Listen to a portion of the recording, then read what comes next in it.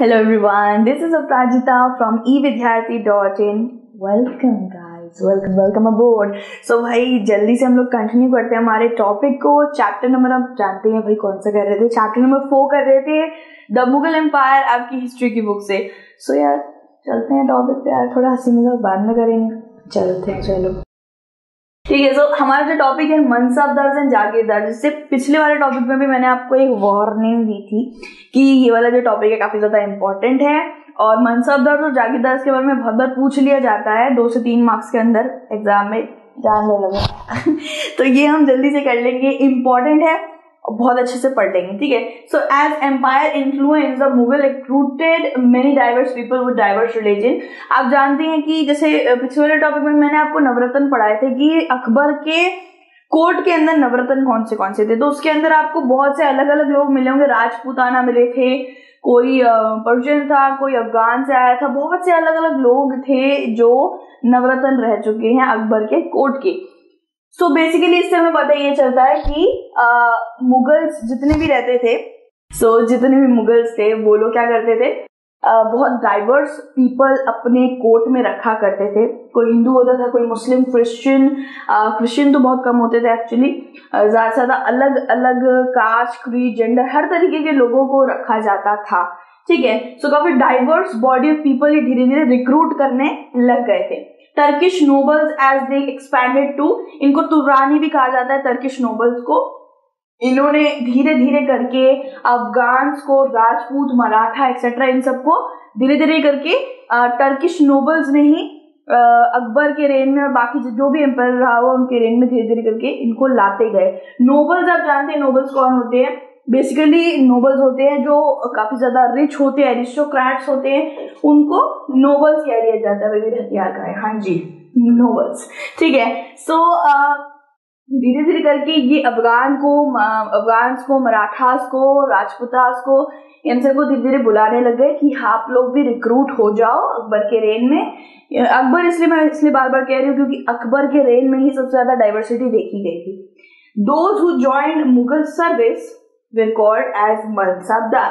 जो भी ये मुगल सर्विस को ज्वाइन करते थे, रिक्रूट होते थे, उनको अलग अलग सर्विसेज दी जाती थी. जैसे कि कभी जंग पे जाओ, कभी मिलिट्री सर्विस, मिलिट्री कैंपेन्स करो, बहुत से अलग अलग उनको काम दिए जाते थे. उनको मनसबदार कहा जाता था. मनसब मीन्स पोजीशन और रैंक, यानी कि सारे मनसबदार एक ही रैंक में नहीं होते थे. सब लोग अलग अलग रैंक में रहते थे, अलग अलग उनकी सैलरीज भी रहा करती थी. For the service of the ruler, ये लोग मनसबदार होते थे रूलर की सर्विस के लिए, हर तरीके का काम करते थे जो रूलर ने कहता था. मुगल दरबार for meeting with diverse subjects. देखिए कुछ इस तरीके का खूबसूरत सा मुगल दरबार आपने बहुत सारी पिक्चरों में भी देखा होगा यार. सबको थोड़ा बहुत मुगल एम्पायर के ऊपर थोड़ा बहुत आइडिया तो हो गई.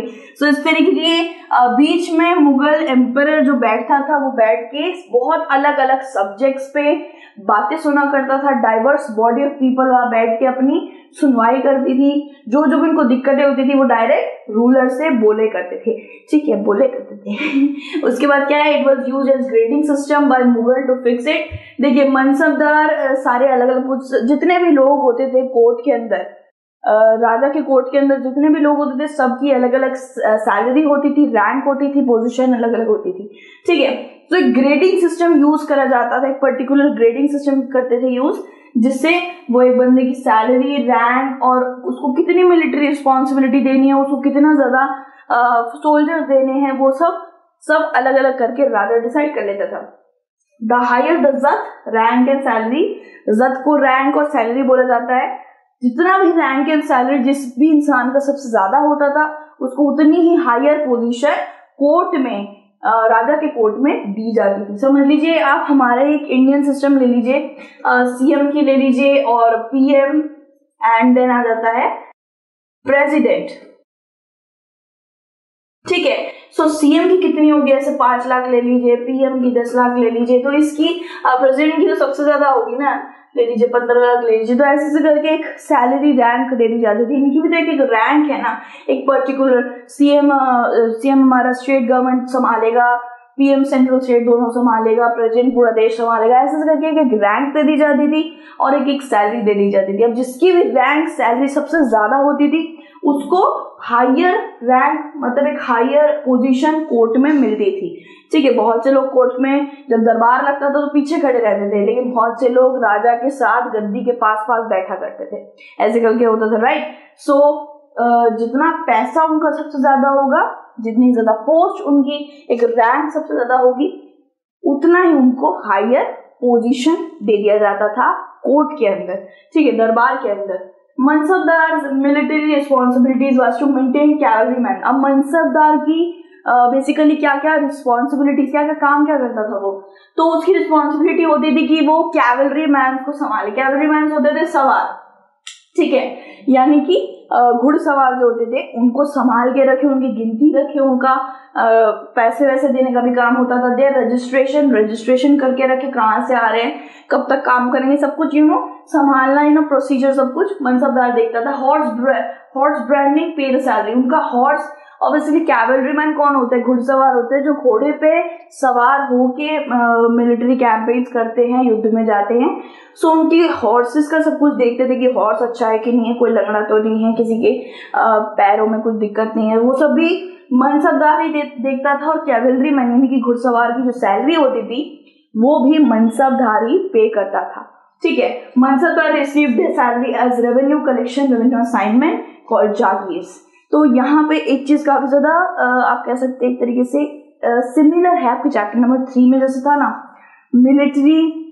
मिलिट्री कमांडर्स को बाद में गवर्नर बना दिया गया था और उनको एक लैंड दे दी गई थी रूल करने के लिए। याद है आपको, 3rd चैप्टर में हमने पढ़ा था, जो याद नहीं है।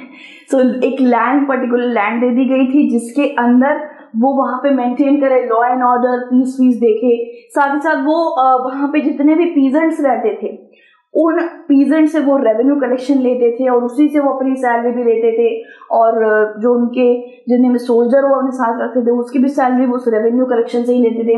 तो मनसबदार भी कुछ इस तरीके से करता था। मनसबदार को जो लैंड जो भी रिसीव दे दिया जाता था उसमें वहां जो उसको रेवेन्यू कलेक्शन मिलती थी ना, उसी से वो सैलरी अपनी सोल्जर्स की पे करता था।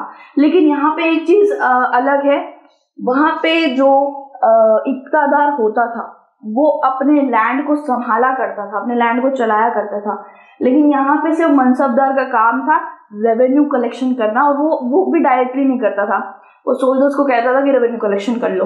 तो मनसबदार उस वक्त पे क्या करता था, मनसबदार रेवेन्यू कलेक्शन ना करके वो जंग पे जाया करता था सोल्जर्स के साथ, कभी कभी बैटल में भी सर्व करा करता था। एंड जैसे वहां पे इक्ता बोला जाता था लैंड को और रेवेन्यू कलेक्शन वहां पे लिया जाता था, वैसे यहाँ पे रेवेन्यू असाइनमेंट को जागीर बोला जाता है जो मनसबदार को दिया जाता था।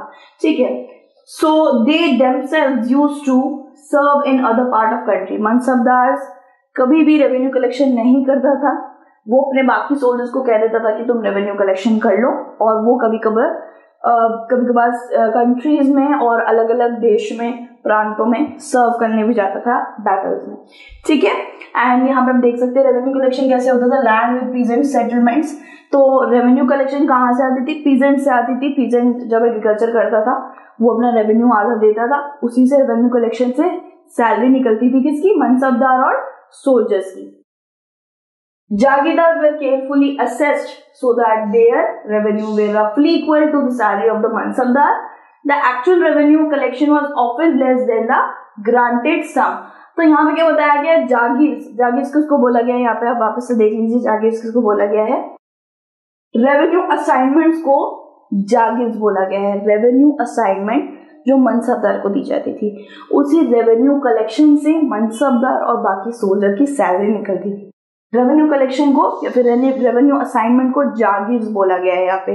ठीक है, एंड देखिए यहाँ पे मैं लिख देती हूँ जागीर्स किसको बोला गया है, रेवेन्यू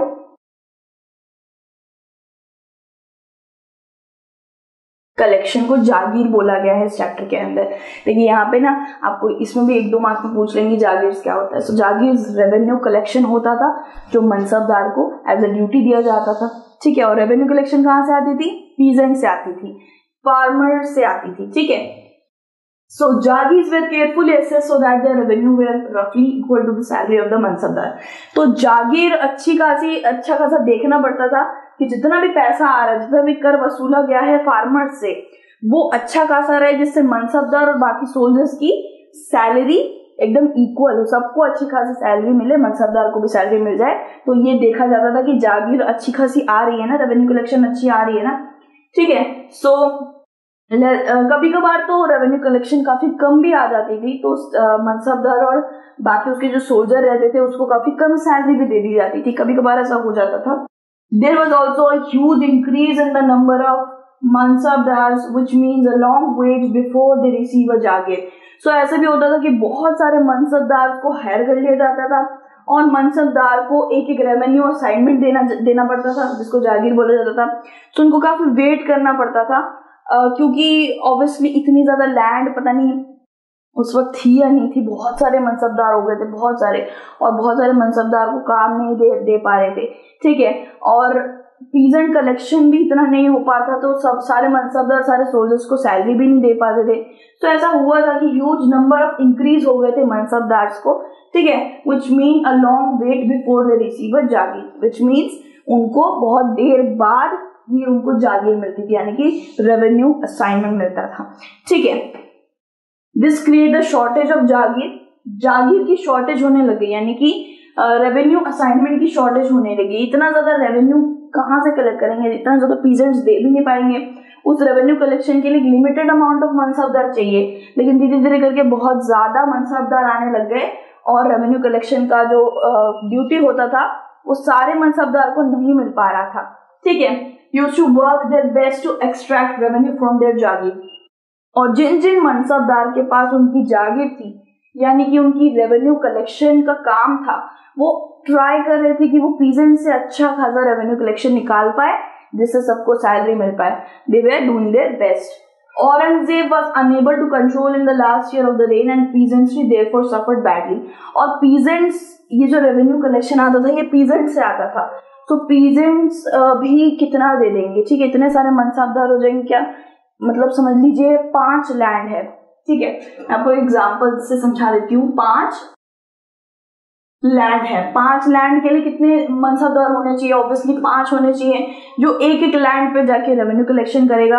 अब अगर 5 लैंड है और 500 मनसबदार हो गए हैं, तो 5 लैंड से मतलब रेवेन्यू कलेक्शन वो किधर करेंगे, क्या काम होगा उनका। तो फालतू के मनसबदार बहुत सारे हायर कर लिए गए थे, और औरंगजेब के लास्ट ईयर में वो सब इन सब चीजों को कंट्रोल ही नहीं कर पाया था, लैंड वैंड का सिस्टम। इस वजह से पीजेंट्स को काफी ज्यादा सफर करना पड़ गया था, क्योंकि उनसे रेवेन्यू ले ही जा रहे थे, ठीक है। सो इस तरीके से कुछ लास्ट में औरंगजेब के ईयर्स में ऐसा कुछ हुआ था। सो मनसबदार की काफी ज्यादा हायर इंक्रीज हो गया था, लेकिन लैंड उतनी थी ही नहीं रेवेन्यू कलेक्शन करने के लिए, ठीक है। सो इसके बाद जो हमारा टॉपिक आएगा वो है जब्त एंड जमींदार्स, ठीक है। मैं एक बार आपको फिर से समझा देती हूँ कि मनसबदार और जागीरदार क्या है। मैंने आपको जैसे बताया, ये है मनसबदार्स।